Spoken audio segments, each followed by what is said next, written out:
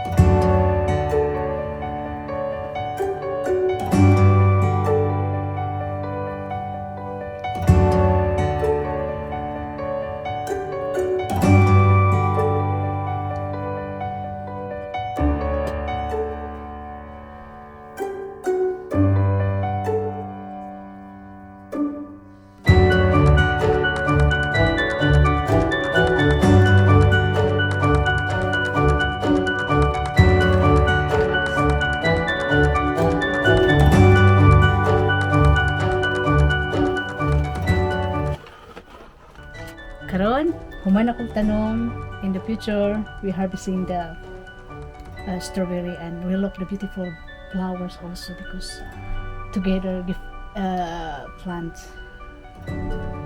And see you next time.